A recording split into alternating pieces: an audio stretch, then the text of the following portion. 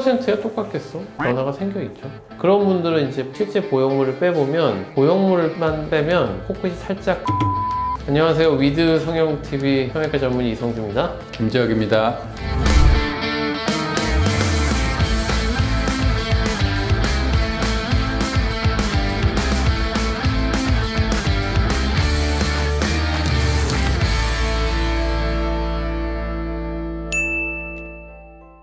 예, 굉장히 그런 수요가 많이 있는 것 같아요. 그러니까 보형물 자체에 대한 이질감 때문에 제거하시는 분도 있고, 또 모양 불만족. 넣었더니 옛날 내 코가 더 나은 것 같더라. 그 외에는 이제 사소한 염증이 자주 반복됨으로써 불편해 하시는 거죠. 그런 증상들 때문에 이제 보형물을 제거하러 오시는 경우가 꽤 많이 있죠.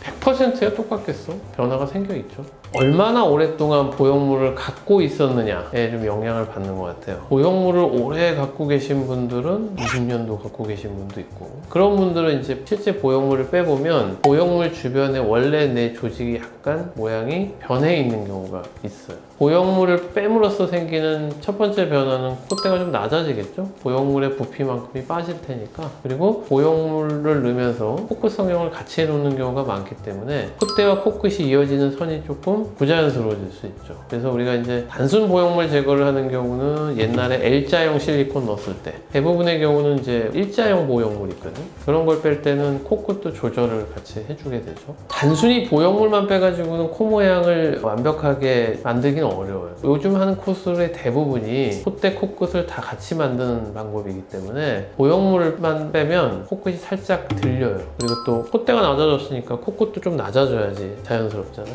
그렇게 높이를 좀 맞춰서 재조정을 해주는 게 바람직하죠.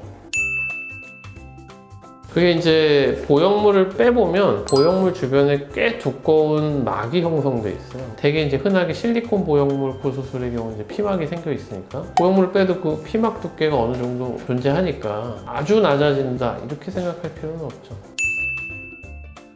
아니, 그건 아니죠. 피막이 좀 생긴다고 하지만 어떤 사람은 두껍게 생기고 어떤 사람은 얇게 생기고 그럴 텐데, 내가 보형물을 넣었다가 뺐는데 피막이 얇게 생긴 사람의 경우는 뭐 큰 차이가 안 날 수도 있는데, 그런 걸 노리고 보형물 1, 2년 넣어놨다가 빼고 나중에 자연스러운 코 높임 이렇게 생각하시면 안 되고, 일단 콧대를 높이는 거는 수술로 해결한다, 보형물을 넣어서 이렇게 생각을 하시면 됩니다.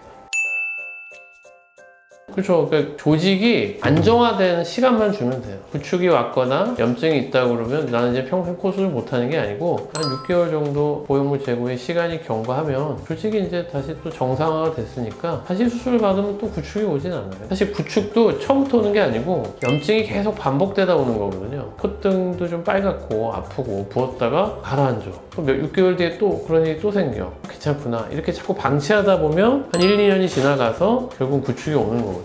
그런 현상이 있으면 조기에 이렇게 보형물을 제거하고 치료를 받으면 염증 증상이 사라지면 뭐 당연히 구축도 안 오는 거고.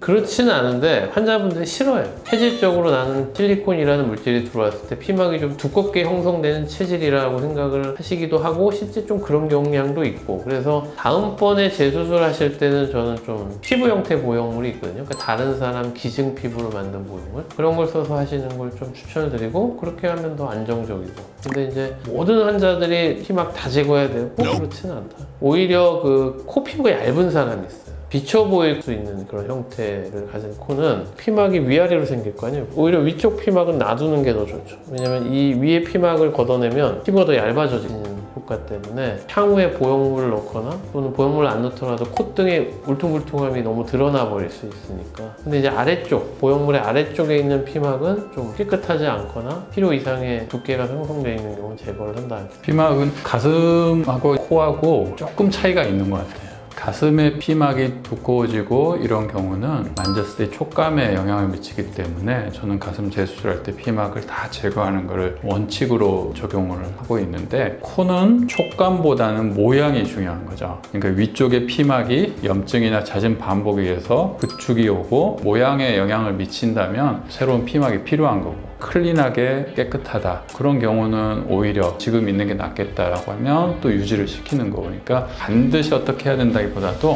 목적에 따라서 피막을 그대로 이용할 수도 있고 환자한테 필요한 게 뭐냐 이런 걸 봐야 돼요. 지금까지 코 실리콘 100% 제거하기였습니다. 끝!